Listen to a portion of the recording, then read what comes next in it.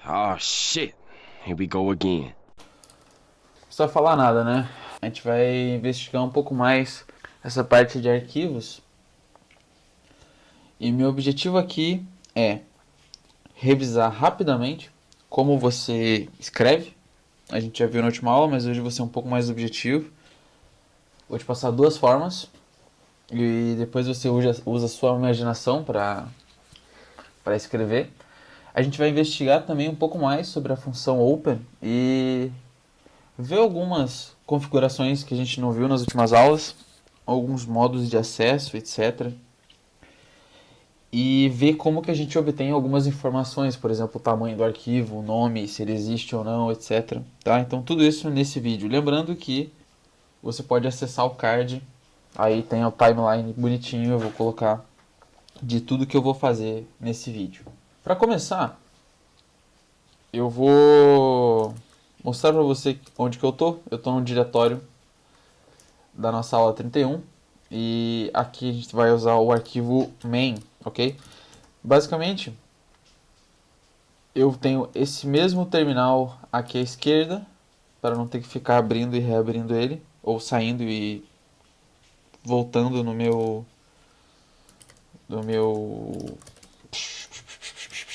editor de texto. E porque a gente vai ficar o tempo todo olhando para os arquivos, tá? Então, meu primeiro objetivo aqui agora é escrever um arquivo do jeito mais batata que tem. Então, lembra que eu falei para você, a gente falou sobre a noção de número de unidade e ele era responsável pelo acesso, né, por caracterizar o processo do arquivo. Então, para você escrever um arquivo, você não precisa o tempo todo estar abrindo, você vai lá, abre o arquivo e tal. Dá para fazer isso com o comando write direto. No lugar do primeiro asterisco, você passa um número que tem que estar entre 1 e 10 e com algumas exceções do número 5 e do número 6. A formatação você escolhe. Então, por exemplo, se eu mandar ele printar olá, o output é vazio, porque ele gera um arquivo dentro do mesmo terminal chamado forte10. 10 é o número da unidade. E dentro do arquivo forte10, então eu tenho ali o olá. Deixa eu dar um zoomzinho. Ok? Foi isso que a gente viu mais ou menos na última aula. Claro que você pode selecionar uma formatação, colocar coisas mais interessantes aqui dentro, como por exemplo uma matriz, etc. Tá? Outra forma de fazer exatamente a mesma coisa seria abrindo um arquivo. E aqui você tem um pouco mais de controle. O primeiro argumento é o que a gente chama de unidade. Tá? Lembra que os argumentos aqui dessa função eles são nomeados, né? Então a ordem deles aqui não vai fazer tanta diferença, tá? Mas o primeiro argumento, eu geralmente faço isso, eu passo um nome, ou número, perdão, da unidade onde vai ser escrito o conteúdo. E aí o segundo, um possível argumento seria o file, que seria o nome do arquivo. Então, por exemplo, a gente vai chamar de f1.txt, de file 1, não de fuma1, e só isso. Isso aqui já faz com que o programa já vai gerar um arquivo chamado f1, vai abrir ele, certo? Vai jogar o olá aqui dentro e eu vou só fechar close 10, tá?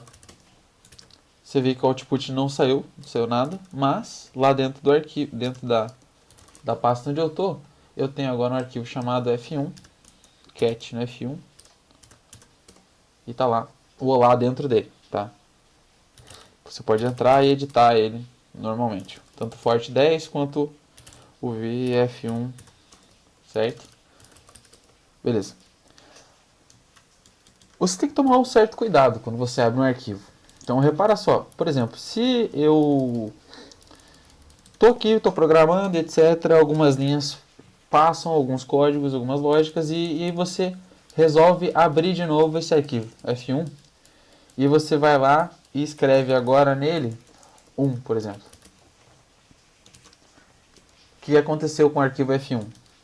Se você for lá e visualizar, ele substituiu o arquivo inteiro. Não sei se você consegue ver esse 1 gigante que está ali. Deixa eu fazer o seguinte, talvez se eu der um cat F1, Repara, né? Ele substituiu o olá pelo 1. Então ele removeu, ele fez uma troca de arquivo, certo? Isso pode ser perigoso, porque ele não, o programa ele não avisou para você, ó, meu amigo, esse arquivo aí já existe, você quer substituir ele? Pode ser perigoso, certo? Claro, aqui eu estou só escrevendo um número, pode ser uma matriz, pode ser um vetor, por exemplo. Vamos passar um vetor V aqui. Tá, então, real, V, tamanho 10. Tamanho 5 só para não ficar muito grande. Vou botar uns números aleatórios aqui dentro dele. Number em V. Pronto. Vamos dar uma olhada aqui de novo. E aí tem aqui os números aleatórios dentro do meu arquivo F1 agora. Tá, uma linha, para ser preciso. Repara, 1, na linha 1 tem tudo isso aqui. Acho que esse zoom ficou... Tá grande, né? Esse zoom. Deixa assim. Assim tá bom. Moral da história. O seu programa não tá nem aí se você vai substituir ou se você vai deletar algum arquivo que é importante para você. O que você pode fazer nesse caso é passar um pouco algumas outras informações para sua função. Por exemplo, um parâmetro que se chama status. Status. E aqui no status pode ser tanto new, pode ser old, tem a opção unknown e tem a opção scratch. Acho que é assim que se fala, scratch. Então vamos dar uma olhada no new. Então, é claro que o default é replace, né? Quando você coloca new, significa que o arquivo que você está gerando, que você está tentando escrever, ele é novo. Ou seja, não pode existir o arquivo F1 no teu diretório. Se você tentar compilar, ele dá erro. Ó, e aí o erro diz assim, ó, cannot overwrite existing file. Então, uma forma de você não deletar o seu arquivo F1, né, é passando o status igual a new. Isso aí garante que ele não vai sobrescrever nenhum outro arquivo. Claro, existe a opção old. E aí tudo bem. Ele vai procurar de fato um arquivo F1 e vai escrever o vetor V1 dentro dele. Que nem a gente fez da última vez. Ali, isso aí? É isso aí. Deixa eu só limpar. F1, tá, top. Deixa eu só conferir para ver se eu botar 50, por exemplo. Tá. Gigantesco. Ok. Show de bola. Então, opções new, você não pode ter o arquivo, tá? Old, você tem que ter já o arquivo, daí ele vai sobrescrever. Então, uma outra possível modo de abertura, outro status, seria o scratch. C-R-A-T-C-H. Scratch. Só que essa opção não exige que você dê um nome para o seu arquivo. Então você pode deletar, por exemplo, aqui até a vírgula. Então o que você está fazendo aqui é só criando um arquivo e você joga os dados de V dentro desse arquivo e você deleta. Basicamente, o que está acontecendo é o seguinte. Dentro da função close, quando você ativa o scratch, você tem um outro argumento aqui que é status também. E aí você coloca um delete. Então basicamente é isso que você está fazendo. Toda vez que você usa a opção scratch, você deleta o seu arquivo no final. Tá? Então você não tem que ficar se preocupando com o nome, etc. Tá? Mas não é uma opção que você vai usar muito. Tá? E saiba que também a função close tem algumas opções. Né? Então eu posso, por exemplo, fazer o que eu estava fazendo antes. File igual a f1.txt, eu acho que foi. E status é old. Ele está aqui ainda, né? Deixa eu dar uma olhada. ls f1.txt está ali, né? Então o que eu vou fazer? Abrir o arquivo. O nome dele é f1.txt. O status dele é old, significa que ele já existe. Eu vou escrever nele v1 e o status. E lá no final, depois na hora de fechar o arquivo, já com os dados reinscritos, né? Eu vou deletar, porque eu estou passando a opção status close, status delete para a função close. Então, compilei. Se eu voltar aqui agora e der um ls, você vê que o F1 não existe mais, né? ls de novo. Então, compilar mais uma vez, e aí ele vai dar erro, porque o arquivo não existe mais. Outra opção na função status aqui é keep, dentro da função close, né? Você tem a opção status igual a keep, só que é seu default. E aqui ele vai dar erro porque não existe, né? Então é new. Então agora eu estou criando um arquivo, o nome dele é F1, o status dele é novo, significa que ele não existe, ele vai ser criado. E eu vou escrever V dentro dele. E eu vou ficar com ele. Ops, deletei aqui a linha sem querer. E aí nós temos um erro. Ele já criou. Então tá ali o F1. Eu apertei duas vezes muito rápido, daí ele já criou e já... O F1 tá aqui, top. Então se eu quiser, eu posso deletar. Delete. Depois de escrever. E o status agora é outro. Então, ls, sumiu. Top.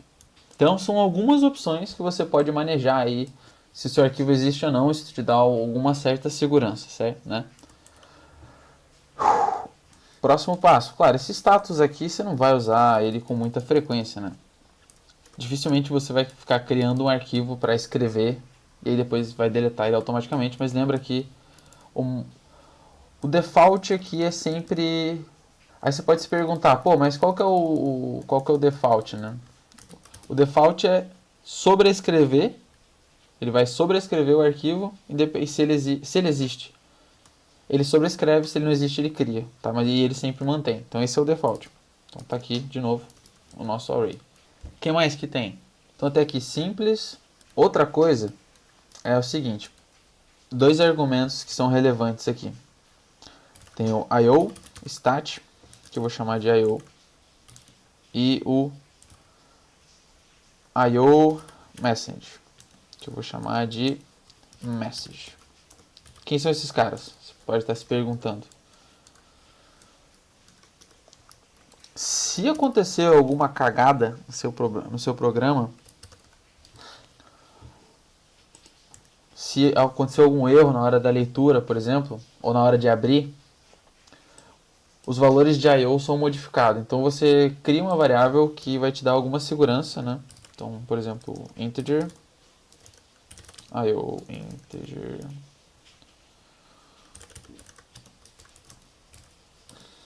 Você tem o I/O e tem a mensagem aqui. Qual é o tamanho da mensagem? Sei lá, vou deixar uns 50.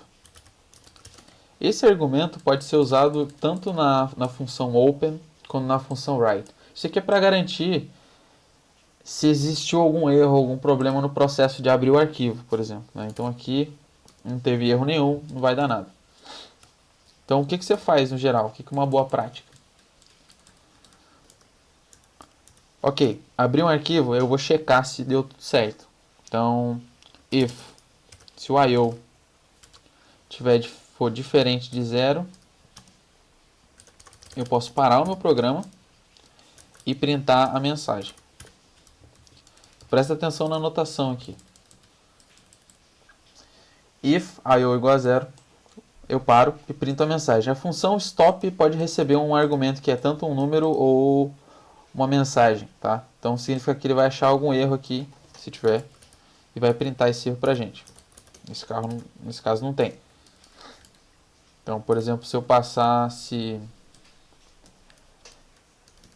Então, saca só, se eu meter aqui, ó, status igual a new, ele dá a mensagem de erro bonitinha pra gente, ó. Cannot overwrite existing file, unit 10, file, e aí cortou. Por que cortou? Porque ele entrou em ação, essa linha aqui entrou em ação. O meu I/O agora, com esse erro do status, o meu I/O foi diferente de 0, de fato, né? E a mensagem que eu declarei aqui, o tamanho é muito pequeno. Então, se eu botar 80, por exemplo, a gente pode rever. Agora que ele botou o diretório, etc. Ele está printando pra gente que... Deixa eu botar 120. Senta onde? Então, ó, tá aí, né? Cannot override existing file in unit file, blá blá blá blá blá. E aqui o nome do diretório. Então, basicamente, é uma forma de você detectar se houve algum erro ou não. Nesse caso, o nosso erro foi tentar sobrescrever um arquivo que já existe, né? Agora, se eu meter um old aqui, tudo certo. Deus é fiel. Vamos fazer o seguinte. Eu vou fazer isso aqui o tempo todo agora. CIO, error message, CIO, error message. Então, eu vou criar uma função para fazer isso. Repara, se você programa em Go, os erros, né? Os erros são passados assim também. Toda vez que você retorna uma função, ela pode retornar dois valores. Isso é bem bacana em Go. E aí tem o resultado que você quer, ou o erro, e um valor de erro, né? E aí se não tem erro, o erro é igual a nil. E você sempre faz em Go, if error igual a nil, error stop, tá ligado? Uma parada assim, uma panic, na verdade, né? A função. Enfim, detalhe aí inútil. Então, contains, vamos criar uma função para fazer uma que se chama check. Pode ser uma subrotina, na verdade. Subroutine check, ele vai pegar um IO e vai passar uma mensagem para verificar se teve algum erro ou não. Só para não ter que ficar o tempo todo escrevendo isso aqui, ó. Basicamente eu vou jogar isso aqui dentro da função. Ok. Ops. Então eu vou jogar isso aqui dentro da função. Essa subrotina é bem batata mesmo. Integer IO message caractere. Opa, tudo errado. Caractere tamanho, não sei. Vou botar assim, ó. Caractere, tamanho deduzido. Aí ele vai verificar se tem erro ou não, né? E aí o meu LPS já enlouqueceu. Intent in. Pronto. Quem sabe faz ao vivo, né, gurizada? É isso aí. E aqui ele já está reclamando do valor das variáveis, né? Então, ao invés de fazer isso aqui que está aqui, essa linha, eu vou deletar ela. Por enquanto, deixa eu comentar, só para você lembrar. Então, call, check, IO, message. Tudo bonito, tudo bonitinho, tudo legal, tudo maneiro. Vou fazer o seguinte, esse erro aqui é muito chato. Deixa eu trocar de nome, só para não ficar com essa porcaria desse erro. Pronto, então tá aqui. Até que tá legal, espero que você esteja gostando dessa aventura. Próximo passo, se eu quiser ser muito chato, eu posso verificar se a minha formatação, por exemplo, ou se a minha função escreveu direitinho. Então, iostat igual io e iomessage igual a message. Daí eu chamo de novo a minha função check. Tá tudo bonito. Então, perceba, a gente está aqui o tempo todo colecionando, tentando procurar algum problema na hora da entrada ou da saída dos dados, né? Isso aqui é uma boa prática, tá? FMT aqui igual a... Assim você pode, por exemplo, né? Você vai saber mais ou menos aonde que aconteceu o problema do seu código, se você ficar checando, né? É bem simples. Então, repara que até aqui o que a gente fez foi só... Tudo bem, a gente está escrevendo uma linha, né? No arquivo, mas eu estou passando por um processo de, ok, agora eu já sei como não sobrescrever algum arquivo, já sei como verificar os meus erros usando o iostat e o iomessage, muito simples, tudo bonitinho. Função open tem open tem, né? A função write também tem. Ai, caralho, quinta série é foda. E próximo passo que eu quero mostrar para você, ok, eu vou tentar abrir um arquivo, e é o F1, eu sei que esse arquivo existe, certo? Então eu vou marcar o status dele como old. Outra coisa que eu posso fazer é prever se esse arquivo existe ou não, e aí se esse arquivo existe, eu executo. Porque se eu, por exemplo aqui, pensa num fluxo do teu código, você está fazendo várias operações e de repente você está tentando abrir um arquivo que você quer que ele já exista. No entanto, se ele bateu aqui, ele vai, tipo... Aqui a gente está fazendo o seguinte, a gente está parando o código com erro, né? Estou parando o código, eu preciso desse arquivo. Uma outra forma de você verificar se o seu arquivo existe é usando a função inquire. Essa aqui. A função inquire ela pode ser usada tanto antes da função open, então parte superior, digamos assim, tanto quanto dentro. Porque a função inquire ela é feita para te dar informações sobre o arquivo, informações sobre o modo, os modos que ele está operando. Então, vamos verificar se o arquivo F1, esse arquivo file aqui, se o arquivo file txt existe. Mas antes, deixa eu só criar o arquivo como um parâmetro. Eu vou botar aqui, ó, file igual a... Vamos deixar o f1.txt, porque é esse cara que eu quero usar. Ok? Então, a função inquire é muito simples. O primeiro argumento dela, você passa de fato o nome do arquivo que você quer investigar, que é o file. E aí os outros argumentos vão te dar algumas opções. Nesse caso, um dos argumentos possíveis que tem um valor lógico é o argumento exist. Então ele vai verificar se o arquivo existe ou não. Então eu vou chamar a variável pelo próprio nome, né? Que nem eu estou fazendo aqui. Posso fazer assim, ó, file name, para você não se confundir. File name e exist file. Então, trocar file para file name. Eu tenho essa mania de colocar o nome do argumento como o nome da variável que vai receber, né, o valor. Não sei se isso é bom ou se é ruim. Então, logical exist file.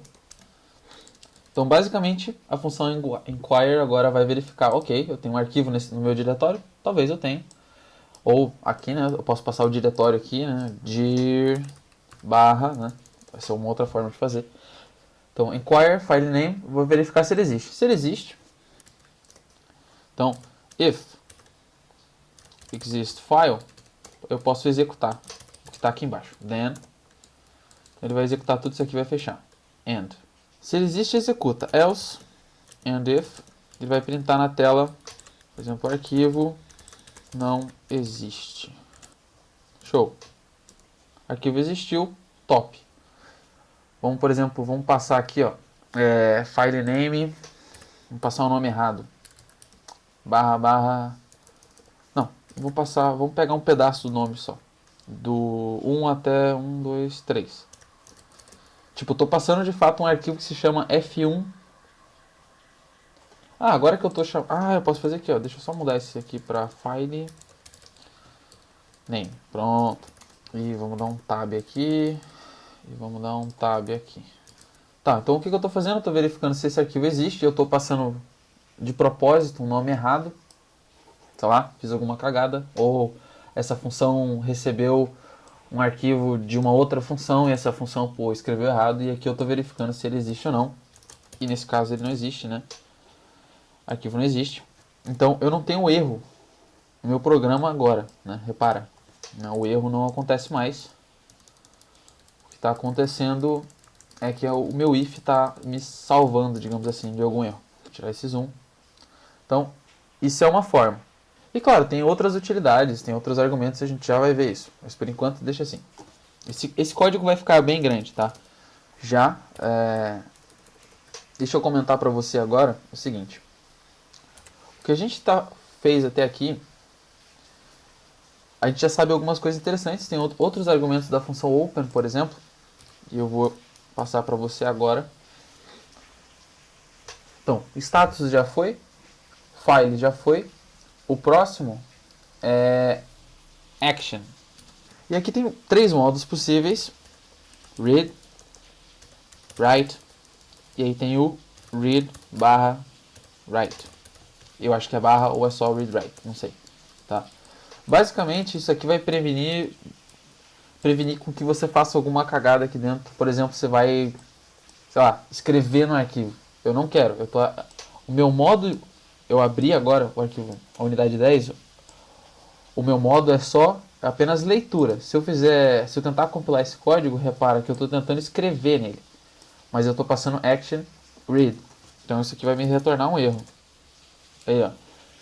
Write to read only file, unit 10, file tal. Então, bacana o erro de mensagem, você já sabe até mais ou menos onde é.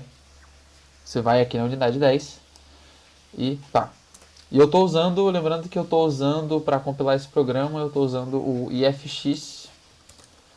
Não estou usando o GFortran, estou usando o IFX, que eu mostrei para você como que baixa o IFX e o iForte, que são compiladores da Intel.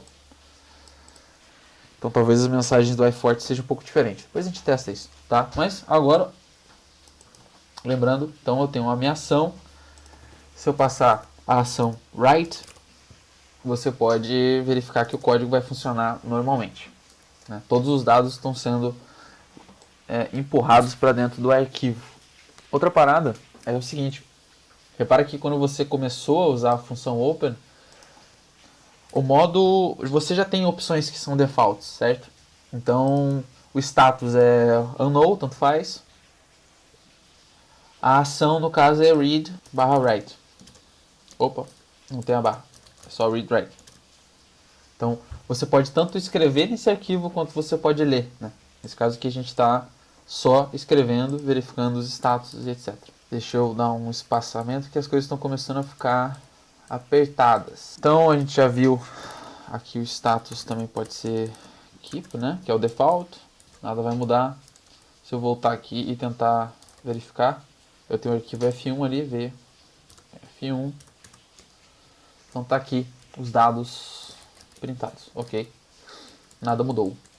Vida aqui segue. Então, read, write e read, write e read, write são os modos de ação aqui, né? Isso aqui é bem bacana. Lembrando que esses argumentos podem ser redirecionados, assim, você pode posicionar eles de forma diferente, né? Então, um outro argumento aqui que é interessante, por exemplo, é se você não quiser ficar se preocupando com unidades, né? Esse primeiro argumento aqui se chama unit, né? Unit. Basicamente, esse cara que você passa um número. Você pode passar um outro, que não é unit, que se chama new unit. E aí o new unit, que eu vou chamar de NUnit, é um número inteiro. E basicamente o compilador que vai escolher um número para você. Então você vai acabar que você não vai precisar ficar pensando em que unidade. Porque você não pode repetir as unidades, né? Então deixa eu te mostrar. Eu botei aqui, tem que ser Nunit, tem que declarar o Nunit agora, inteiro. Nunit, pronto. Tudo está funcionando normal. Read, write, se eu botar aqui um erro, por exemplo. Read, tem aqui o erro. E aí ele seleciona uma unidade para você, menos 129. Fica um pouco ruim, né, de verificar aonde que aconteceu o erro, né? Mas, ok. Pelo menos você sabe que aconteceu algum erro, né? Então, deixa aqui, write. Nesse caso, a gente está trabalhando só com uma unidade, né? Então, fica mais fácil de verificar. Mas, na dúvida, usa o unit, que é melhor. Mas esse é você que vai selecionar, tá? Certo, estamos muito tempo nesse arquivo aqui. Vamos fazer o seguinte, vamos agora ver os modos de acesso, tá? Que basicamente é o acesso. É o parâmetro que se chama acesso. O acesso default se chama sequencial, né? Sequential. Esse aqui é o default, você não precisa ficar cuidando. O que significa ser sequencial? Ele vai fazer linha por linha, né? Ele vai escrever linha por linha aqui e é isso. Então, por exemplo, se eu fizer assim, ó, o modo de acesso ele é mais interessante na hora de leitura, não na hora de escrita, mas tudo bem. Então aqui eu estou passando, agora eu vou escrever 5 linhas, né? 1, 2, 3, 4, estou escrevendo 4 linhas no meu arquivo. Se eu for ali agora, deixa eu fechar, abrir, então aqui eu tenho 4 linhas, meus 4 vetores, né? Inclusive posso fazer o seguinte, posso modificar ele, posso chamar essa função várias vezes aqui dentro. Então posso modificar, ó, toma, ops, errei, fazer linhas diferentes de vetores, né?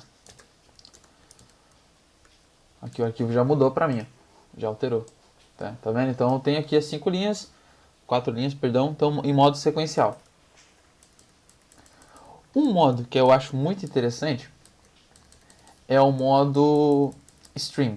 E para falar desse modo, eu vou fazer o seguinte, eu vou comentar essas linhas. eu vou comentar, porque eu não vou usar, eu vou ler esse arquivo agora. Então vamos ler aquelas 5 linhas. Aliás, read. O que eu vou falar aqui agora com você, deixa eu ser direto. Vamos ler todo o conteúdo dentro do arquivo F1. Agora a gente vai ler. Só que a gente vai ler, vamos passar tudo que está lá dentro para uma string, de fato, não para um vetor. Eu quero passar tudo para uma string. Então, o que eu tenho que fazer? Eu preciso alocar memória o suficiente, contar quantos caracteres, né, o tamanho ali do arquivo, para poder ter um caractere que consiga armazenar tudo que está lá escrito. E para você fazer isso, primeiro você precisa de um caractere para fazer isso, certo? Então, caractere. Eu não sei qual que é o tamanho dele ainda, porque eu não vou parar para contar. Então eu vou criar um caractere alocável que vai conter, que eu vou chamar de buffer, que vai conter todos os dados de dentro do arquivo F1, como uma string. Para isso, eu tenho que vir aqui e ler, daí da unidade unit, e eu tenho que ler buffer. Então ele já sabe que ele vai ler, né? Então aqui a gente está mudando, a gente tem que mudar o modo de ação para read e o modo de acesso, porque o modo sequencial ele vai ler linha por linha. O modo de acesso stream lê tudo. Então ele vai ler a porra toda. Vou fazer o seguinte, deixa eu dar um ZF aqui, pronto. Vamos fazer o seguinte, vou pegar aqui, ó, IOStat igual a IO. Não, depois a gente coloca, não precisa. Deixa assim, tá tudo bonito, tá top. Só que aqui vai dar um pequeno problema. Por que vai dar problema? Eu não sei qual o tamanho da string. Eu estou passando uma string alocável para dentro de uma função que não foi escrita para receber uma string alocável. Isso é um grande problema de Fortran. Né? Então o que você pode fazer é usar a função inquire para determinar o tamanho do seu arquivo, alocar memória suficiente no seu caractere, na sua buffer, a partir da função inquire, e ler tudo com a função open. Deu para entender? Deu, né? Meio confuso, eu sei, eu sou confuso, mas vamos lá. Vamos criar uma variável que se chama buffer size.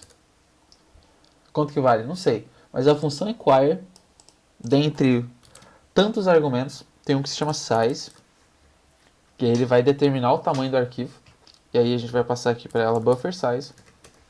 E agora, buffer size sai da função inquire com o tamanho do arquivo. Show? Então tá. Se o arquivo existe, então vamos alocar. Allocate o caractere. Tamanho. Qual tamanho? Buffer size. Quem? Buffer. Pronto. Então se ele existe, ele aloca. Aí se ele aloca, ele vai ler. Daí ele lê. A unidade não sei. IO aqui, bonitinho. File name, status old, já existe. Ação de leitura, o acesso stream. E vamos checar aqui. Esse faz esse check aqui. Pá. Deixa eu deletar essa linha, não precisa mais. Você já entendeu isso aqui. Isso aqui são 8 linhas comentadas, besteira. E aí eu vou ler. Tem um porém. Você deve estar estranhando essa função read. Pô, cadê o asterisco? E o asterisco? Bom, não tem asterisco. Ué, não tem? Não. No modo de acesso stream, a função read não tem asterisco, por default. Não tem, tá? Já falamos mais sobre isso, mas por enquanto deixa assim. Então, vamos aqui no final e vamos printar na tela o buffer. Se tudo isso aqui der certo, que eu duvido que dê, nunca dá certo primeiro, né? Então, vamos lá. Olha aí que beleza. Deu certo. Então, basicamente o que eu fiz foi só printar o buffer na tela. A gente pode ir aqui no outro lado e verificar se é. A princípio é os mesmos dados, né? Show. Simples, né? Então essa é a forma como você faz para ler um arquivo inteiro. Então você aloca memória suficiente, lê a quantidade, o buffer size, né? Então você pode ler, por exemplo, aqui, vamos pegar só os 10 primeiros, né? Ó, os 10 primeiros é o primeiro número, né? Legal, né? E qual que é o tamanho do buffer? Buffer size. Vamos verificar. 304. Aliás, uma string, se eu não me engano, tem uma opção assim, ó. Eu posso fazer isso. 304, né? Então, buffer, uma string que tem um campo len. Isso é bacana, né? E também tem o campo kind, né? Kind. Só que aí o kind é 1, né? Já discutimos isso na aula de string. Então aqui o campo len, show de bola. Bem simples, nada demais. Então aqui a gente já... Você vê que as coisas estão evoluindo, né? Você vê, o nosso programa está até ficando bonito. A questão aqui é que essa formatação ela te pega, né? Porque quando você está lendo um buffer, você não precisa de algo formatado. Você está passando tudo para dentro do... Tudo para dentro do buffer, certo? Então essa formatação aqui, por exemplo, se eu tentar compilar esse programa, ele dá erro. Ele diz aqui, ó, formatted IO to unit open for unformatted transfer, né? Então existe um parâmetro que é o unformatted, que é o default, né? E é o parâmetro que está aqui, ó. Claro que você pode formatar, eu não vou fazer isso, tá? Mas aqui, ó, form é o nome do argumento e você passa a palavra unformatted. E aí, tum. Show de bola. Ah, quero formatar, Luiz. Tá, vamos formatar. Tá. Formatted. E aí você passa a formatação agora. FMT igual a uma string. E agora vamos ler aqui, né? Só que perceba, não preciso formatar. E aí o que ele faz? Isso aqui é problemático, né? Porque aqui você está lendo uma linha só. Você tem que botar aqui que você quer ler todas as linhas, né? Esse é o problema dessa formatação, né? Por que apareceu uma linha só e um monte de espaço em branco? Basicamente porque eu estou dizendo aqui que eu quero uma linha só, pô. É isso que eu quero fazer. Então se eu botar aqui, por exemplo, um X e meter um... Eu acho que essa é a formatação correta. Não. Então é 1 barra, talvez. E agora, qual que é a formatação correta? Não sei, deixa eu pensar. São 4 linhas, na verdade, né? 4 linhas, uma string e um espaço. Opa, lado errado. Então, essa formatação aqui não é trivial. Não sei nem como é que faz para formatar isso. Não sei mesmo. Então, na dúvida, não formate. Não, unformate. Pronto. A vida é muito mais simples em formatado. Claro que você vai ter que selecionar. Nem sempre você vai ler assim, né? Você não vai ler uma tabela assim, por exemplo. Né? Então, ok. Tá explicado como que você faz para ler um arquivo inteiro. É bem mais simples do que parece. Mas no geral você vai ter que só lembrar de pegar o tamanho, passa o argumento size, passa o inteiro para o parâmetro size, aqui dentro da função inquire, ela retorna o tamanho da buffer. E aí você passa isso para o seu string. E é isso, show de bola. Tá? Esse form aqui, lembra, ele é opcional, ele é o default quando o stream é o acessado. O modo de acesso é o stream. Isso. E tem outro modo aqui que é o direct também. Mas eu não vou falar sobre isso. Tá, por hoje chega, é bastante coisa. O que eu tinha planejado acho que vai ficar muito longo. Eu sei que você não vai ver e você não vai chegar até aqui, né? Muito difícil. Eu tinha planejado de usar também a função inquire dentro da função, dentro, entre aspas, né, da função open. E aí você passa, ao invés de passar o nome do arquivo, você passa a unidade, né? E aí você consegue obter algumas informações, como o acesso, o status e também o tamanho, né? E aí, eu tinha planejado da gente ver um CSV, a leitura de um arquivo CSV, mas depois a gente faz isso, tem um exemplo bom. E arquivo JSON, que aí eu vou usar o FPM para a gente importar uma biblioteca de um cara bem maneiro, que me fugiu o nome agora, mas ele tem uma biblioteca para você ler uns arquivos o JSON, tá ligado? E aí eu volto no próximo vídeo, provavelmente vai ter uma parte 3 e uma parte 4. A gente faz alguns exercícios também de como ler CSV, como ler um arquivo JSON, enfim, como fazer um append, né? Eu não falei, como rebobinar um arquivo. Por hoje é isso, valeu. Deixa o like se você gostou, se você não gostou também deixa o like, porque ajuda bastante. E um abraço, falou!